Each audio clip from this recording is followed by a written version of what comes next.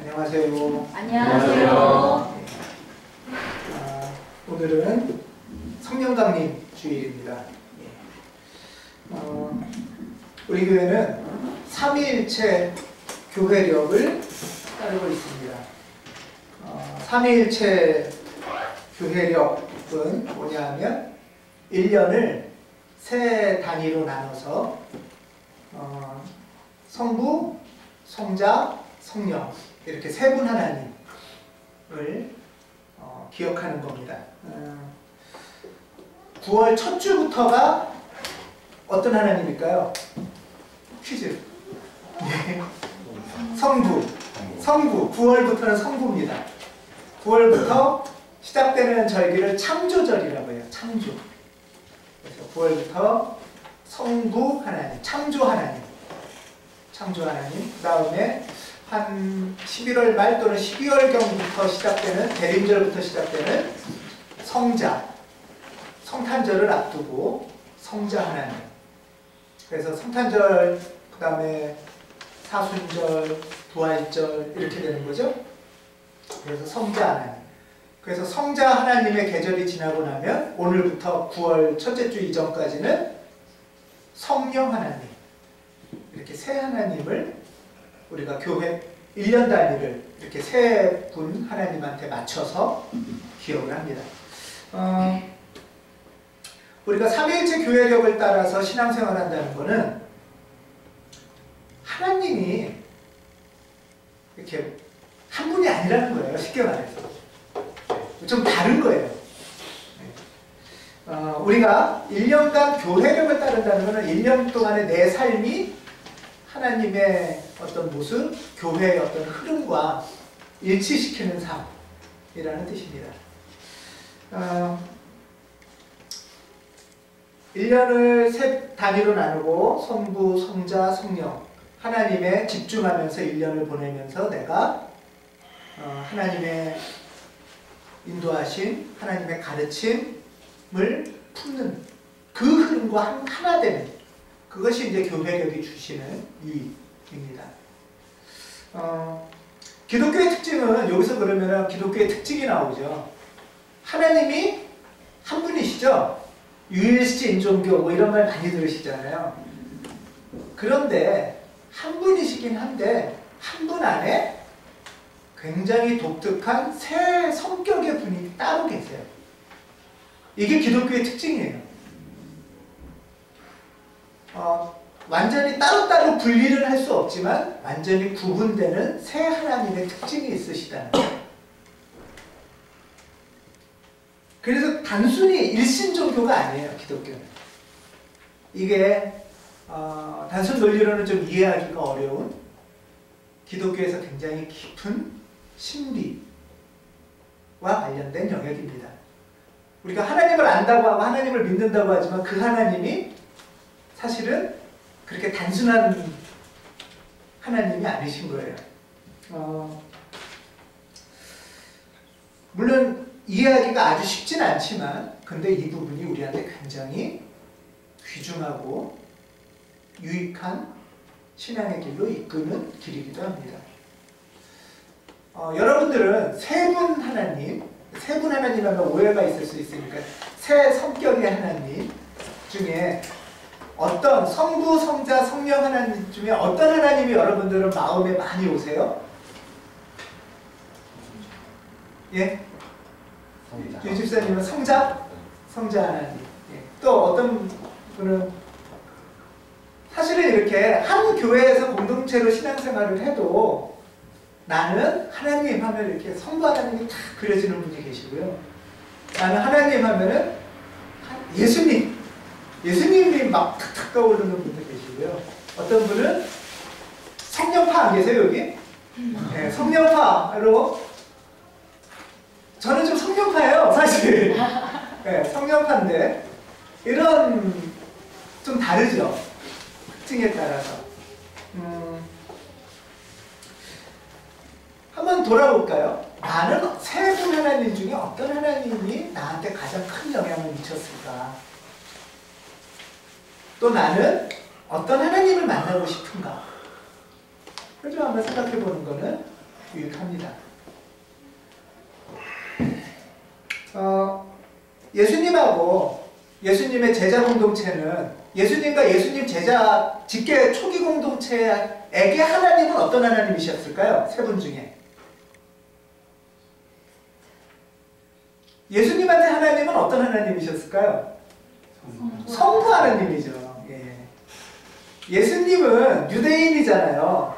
그러면 유대인 전통의 신앙생활을 하신 분이에요. 예수님은. 또 그 제자들도 그렇고요. 그래서 예수님과 그 직계 제자들은 그 당시에만 해도 하나님 하면은 성부 하나님이셨죠. 당연히. 구약의 하나님이셨죠. 그 당시에 성경은 구약밖에 없었어요. 그렇죠? 신약이라는 건 없으니까요.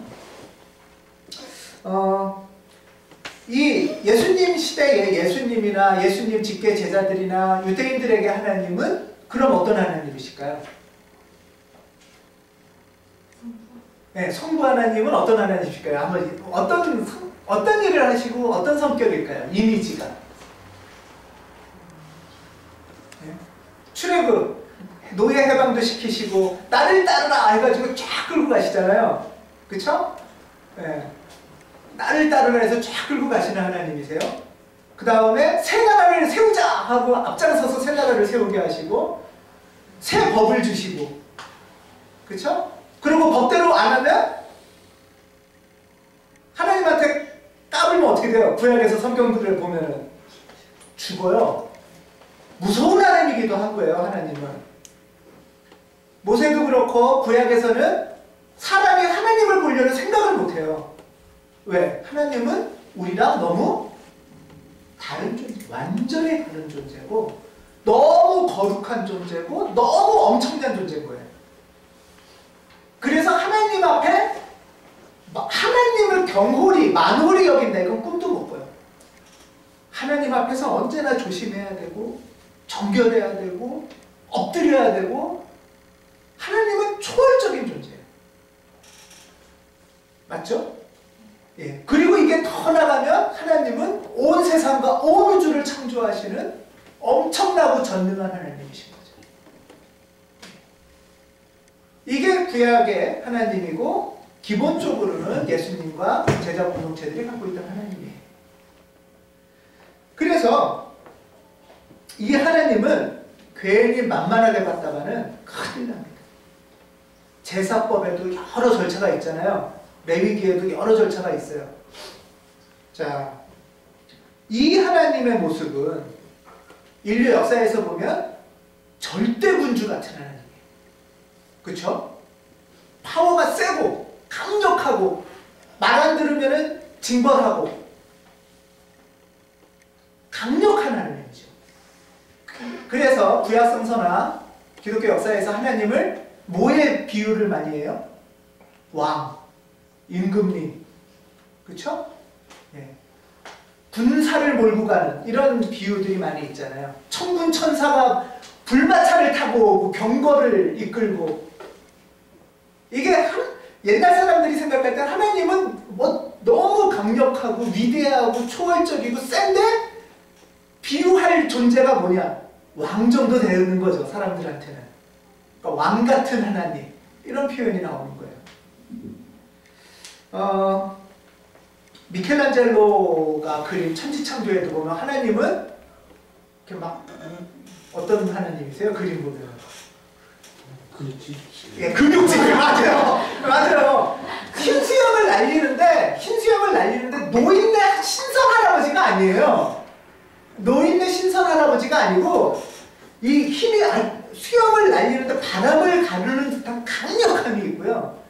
근육질이 있는 예, 그런 왕 같은 가부장적인 강력한 이런 하나님이죠. 이런 하나님이 남성 같은 성부 하나님이시고 구약의 하나님이신 이미지예요. 물론 구약 서서 속에 이런 하나님만 있는 건 아니지만 대표적으로 보편적으로는 이렇게 하나님이 인식됐어요. 혹시 여러분들에게 하나님은 이런 하나님이신가요?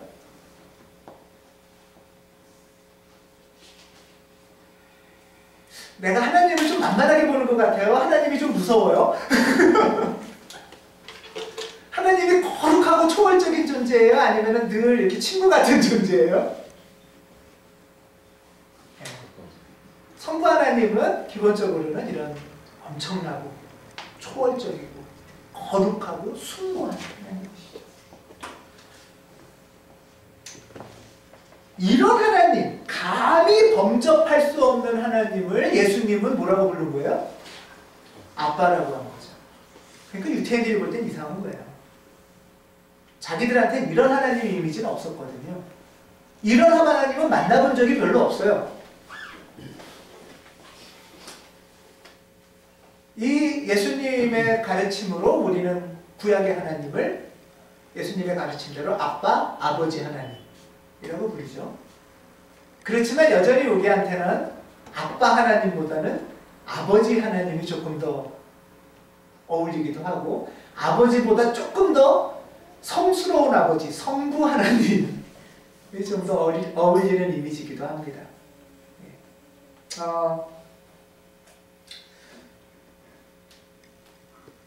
두 번째로 이런 성부 하나님, 엄청난 초월적인 하나님이 유대인들에게는 전부의 하나님이었는데 새로운 하나님의 모습을 보여주신 분이 예수님이죠.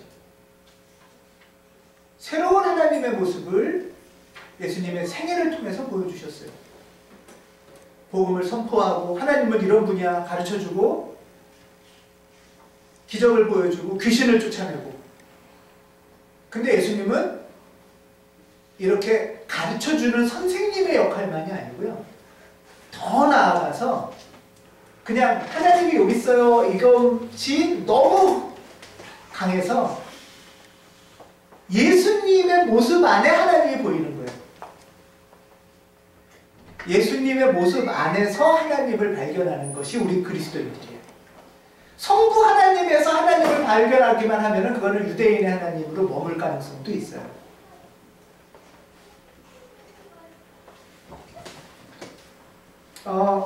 요한복음에 보면 예수님이 이런 말씀을 하셨다고 하죠. 나를 본 사람은 아버지를 보았다. 예수 공동체는 예수님의 모습 속에서 구약 성서의 성부 하나님만이 아니라 새로운 하나님을 발견하는 거예요. 그래서 예수님을 부활 승천하신 후에 그 제자들은 예수님을 이제 뭐라고 부르기 시작하죠? 하나님의 아들, 더 나아가서 성자 하나님이라고까지 부르죠. 여러분에게는 기독교인으로서 성부 하나님이 더 많이 다가오세요? 예수님 하나님이 더 많이 다가오세요? 예수님. 네. 우리에게는 예수 그리스도를 통해서 하나님을 만나게 되니까, 그렇죠? 그래서 예수님이 많이 다가옵니다. 예수님이 선포하신 복음, 예수님이 가르쳐주신 천국, 하나님 나라, 예수님이 베푸신 잔치, 그리고 불의와 싸우는 투쟁, 십자가 죽음과 부활까지 그 속에서 우리는 새롭게 성부 하나님도 만나게 되는 것이죠. 이 하나님이 바로 성자 하나님이라고 합니다. 그리고 오늘은 세 번째 하나님, 성령 하나님에 대한 시대가 열리는 날입니다. 예수께서 부활 승천하신 후에 오늘 본문처럼 우리를 고아처럼 버려두지 않으시고 내가 아버지께 구하겠다. 그리하면 아버지께서 다른 보혜사를 너희에게 보내셔서 영원히 너희와 함께 계시게 하실 것이다. 라고 말합니다. 그 약속하신 보혜사가 성령이 오심을 축하하고 감사하고 기억하는 날이 옵니다. 우리에게 오신 이 보혜사 성령이 세 번째 하나님, 성령의 하나님이신데요. 12세기의 신학자 요아킴이라는 신학자가 있어요. 이 요아킴은 이렇게 시대를 구분을 하기도 했어요. 예수님 이전 시대는 성부 하나님의 시대, 다음에 예수님 시대는 성자 하나님의 시대. 그리고 예수님이 부활성천하신 다음에는 어떤 시대요? 네, 성령 하나님의 시대. 이것을 제3의 시대라고 얘기해요. 제3의 시대가 이제 시작된다, 우리한테.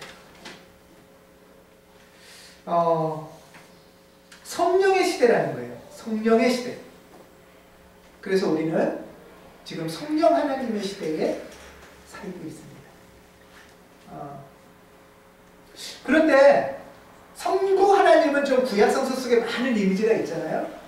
또 성자 하나님은 복음서를 통해서 우리가 배우는데 성령 하나님은 어떤 이미지나 모양이 그려지세요, 여러분? 불? 아니면 바람?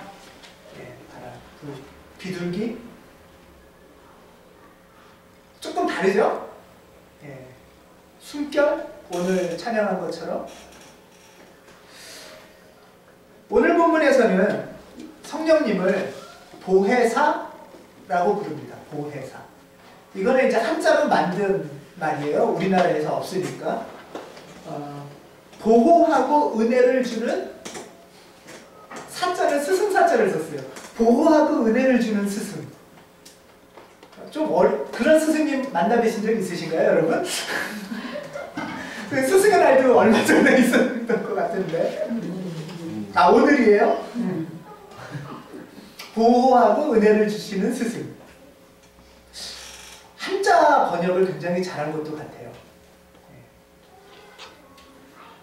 그리스어로는 파라클레토스라는 말인데요.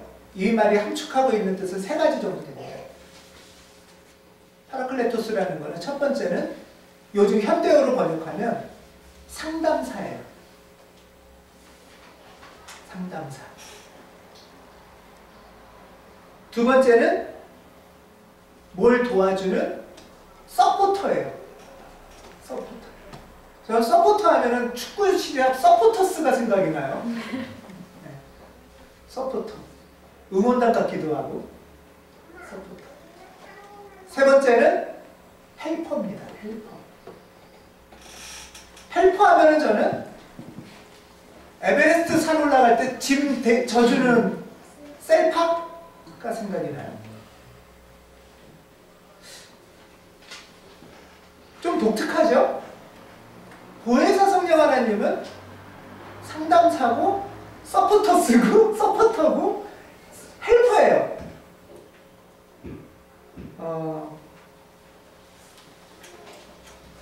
성부 하나님을 생각하면 내 인생과 우리 인류의 역사를 선도적이고 강력한 힘으로 끌고 가시는 하나님이 생각이 나요. 성부 하나님. 그렇지 않습니까? 온 세상을 창조하시고 역사를 뚫고 노예를 해방시키시고 왕같은 강력한 힘을 가진 하나님, 이 성부 하나님일 수 있어요. 우리는 그 앞에 납작 엎드려서 그분의 말씀을 듣고 따르는 거죠.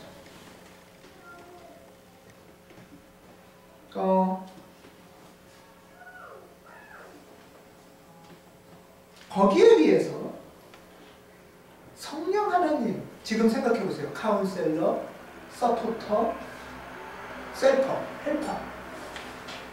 이때는 내 삶의 주체는 누구예요? 내 삶의 주체가 상담사인가요? 아니죠. 축구 시합을 서포터가 하나요? 아니죠. 에베레스트 산을 헬퍼가 오르나요? 그분들은 암만 열심히 올라도 정상에 오르는 사람은 따로 있잖아요.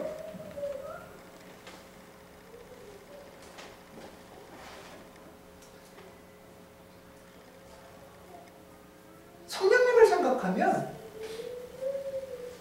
하나님의 선도적으로 부르시는 거에 대한 응답 주체가 내가 되는 거예요. 상담사가 나 문제 있으면 상담사가 나 호출해서 상담하러 와라 그러냐요?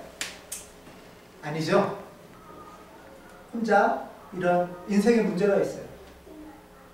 어려움이 있을 때 이걸 어떡하지? 답답하고 고민하고 혼자서 끙끙대도 잘 안 찾아져요. 그럴 때 우리는 이제 지혜로운 주변에 누군가를 찾게 되죠. 상의하고 싶잖아요. 성령 하나님은 이때 우리의 상의 대상자가 되신다는 거예요. 야, 우리는 기도할 때 보통 이렇게 기도해요. 익숙한 기도는 뭐냐면 내가 이런 문제가 있습니다 하나님. 오셔서 어디서부터 팍 오셔서 강력하게 쪼개주십시오. 부셔주십시오. 내 문제를 해결해 주시고 길 놔주십시오. 이렇게 이해하는 경우가 많아요. 그렇죠? 그 하나님은 물론 잘못된 건 아니에요. 근데 그 하나님은 세 분 하나님 중에 어느 하나님에 가까워요? 성부 하나님에 가깝죠.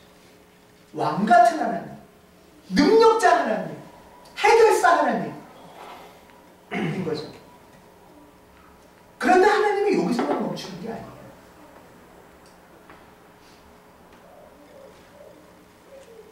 보혜사 성령님은 성부 하나님의 해결사 같은 전능하고 권력있고 파워센 하나님하고는 좀 달라요.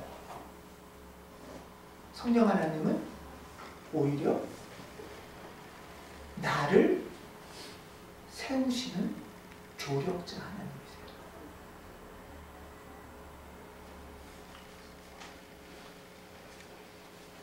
내가 어떻게 해야 할지 잘 모를 때, 생각하고 꼬일수록 혼돈스러울 때, 어두울 때 잠잠히 묻고 길을 찾고 어느 게 참의 길인가, 어떤 게 올바른 길인가 돌아보고 상의하는 하나님이 성령 하나님이세요. 그래서 오늘 보면 바로 뒤에 그분 보혜사는 진리의 영이다. 참을 알려주시는 상담사. 혼돈 속에 있을 때 하나님은, 우리가 두려움 가운데 있을 때 하나님은 진리를 보여주시고 진리를 찾을 수 있도록 격려해 주시는 하나님입니다. 또 혼자 작정하고도 마음이 답답하고 힘겹고 낙담할 때 격려해 주시는 서포터 하나님이세요. 참의 길을 가고 싶지만 흔들릴 때, 또 더 힘들어서 내가 내 혼자 짐을 다 못 질 때는 하나님이 내 짐을 같이 나눠서 짊어지고 가시는 셀프 하나님이시죠.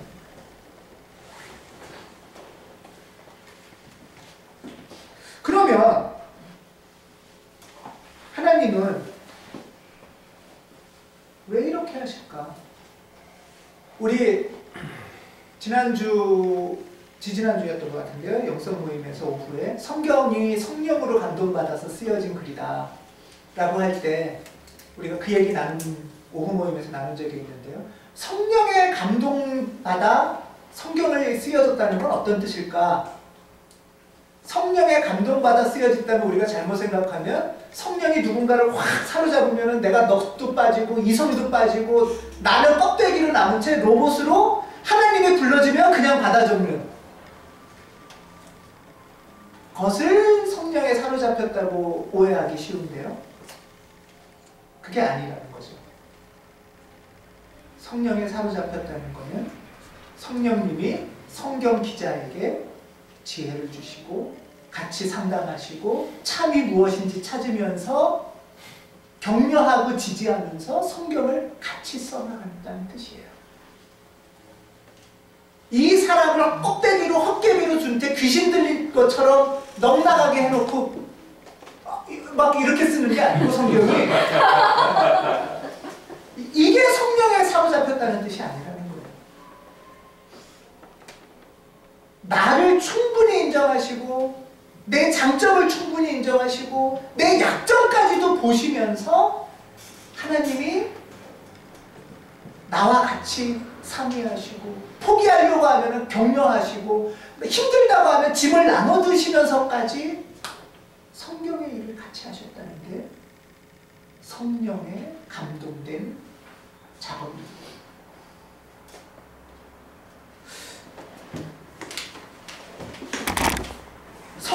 함께 우리가 일상의 삶을 산다는 건 이런 걸 거예요. 성령에 사로잡혀서 산다는 건 한국말을 못하고 이상한 방언 같은 걸 막 회사에서 하고 다녀보세요. 여러분 어떠실 것 같으세요? 아니면은 회사에서 회의하는데 갑자기 가만히 있어보세요 하더니 아, 네, 뭐가 왔어요. 이거 아니에요. 뭐가 보여요. 성령에 사로잡혔다는 건 이런 거랑은 좀 다르다. 성령께서는 우리를 헛개비 기계로 쓰지 않으신다는 거예요. 그러면 왜 그렇게 하실까? 하나님이 힘이 세고 성부 하나님이 모든 걸 하실 수 있고 모든 창조 주시고 다 해버리시면 될 텐데 나의 어려운 일, 이 세상의 고통, 억울한 일들이 있으면 싹 쓸어버리면 될 텐데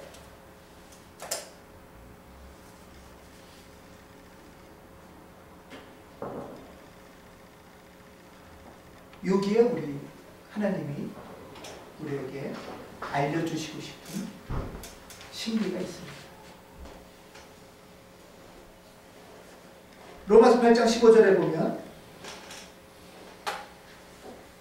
여러분은 또다시 두려움에 빠뜨리는 종살이의 영을 받은 것이 아닙니다.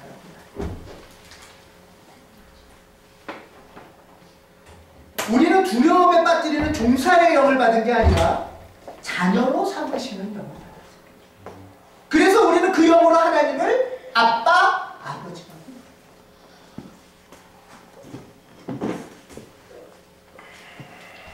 하나님은 우리를 종처럼 부리지 않으신다.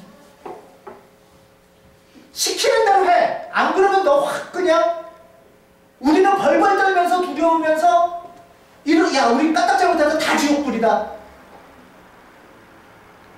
이렇게 우리 인생을 휘두르시는 게 하나님의 뜻이 아니라는 거예요. 하나님은 우리를 심판자와 죄인, 왕과 부하, 주인과 종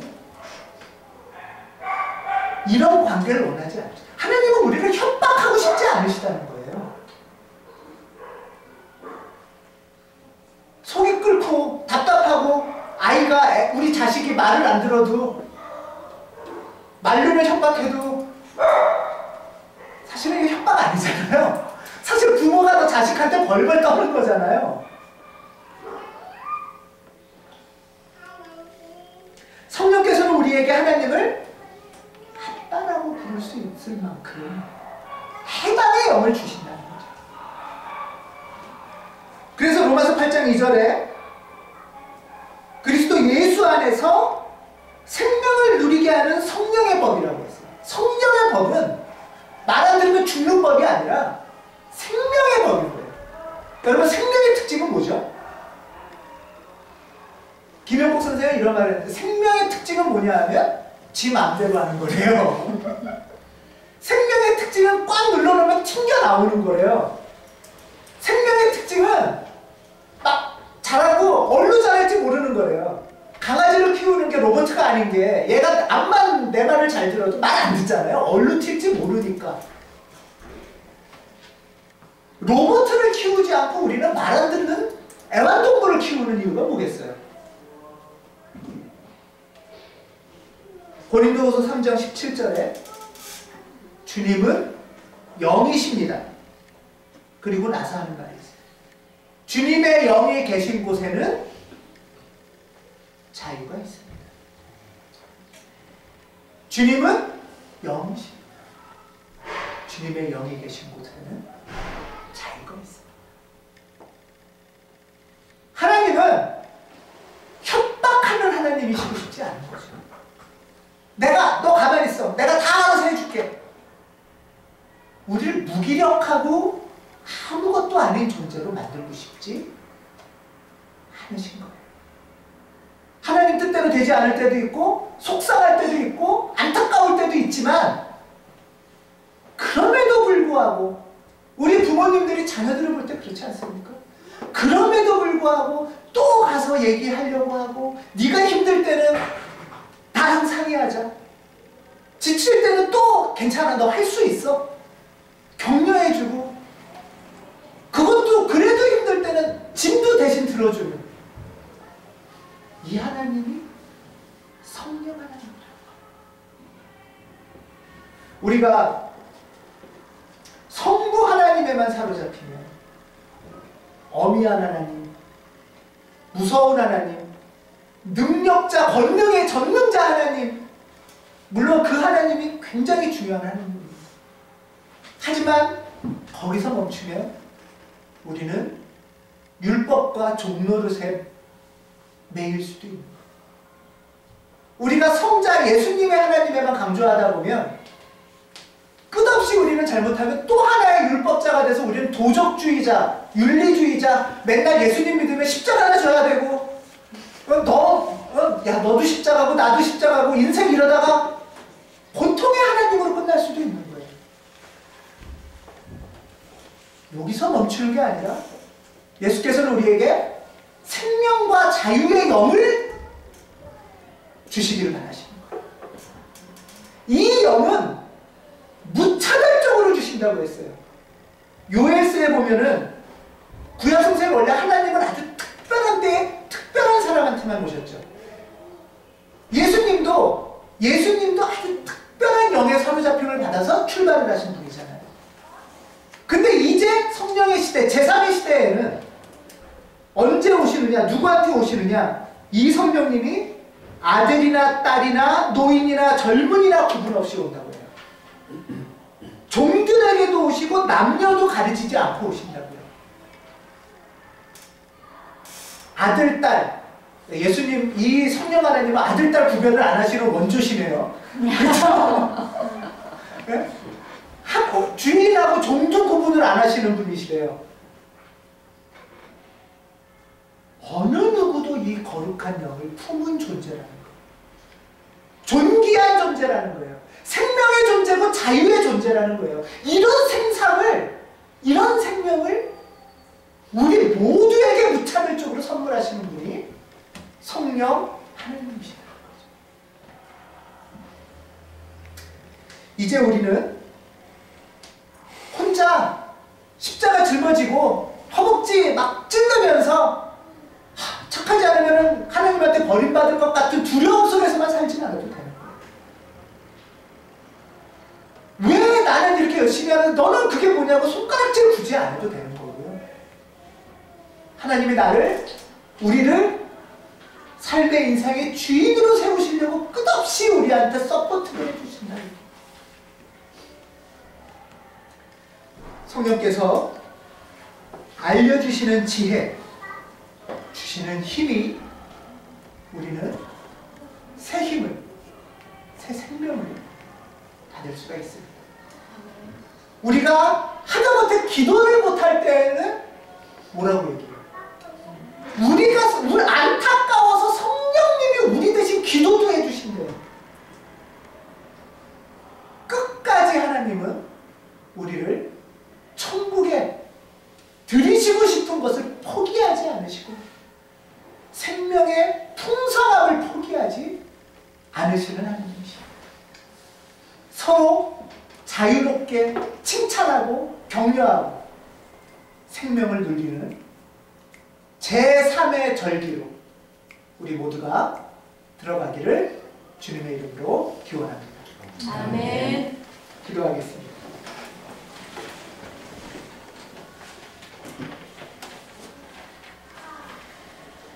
우리에게 오신 성령 하나님을 찬양합니다. 성령 하나님, 우리를 위로해 주시고 격려해 주시고 도와주시옵소서. 우리에게 참 진리를 알려주시고 그 길을 걸어갈 수 있는 힘과 용기를 선물해 주옵소서. 자유롭게 예수님을 따라가길 원합니다. 행복하게 하나님 나라의 길을 걸어가길 원합니다. 우리를 성령의 끈으로 묶으셔서 찬양이, 감사가, 기쁨이 우리 가운데서 넘쳐나도록 이끌어 주시옵소서. 아멘. 주 예수 그리스도 이름으로 기도드립니다. 아멘.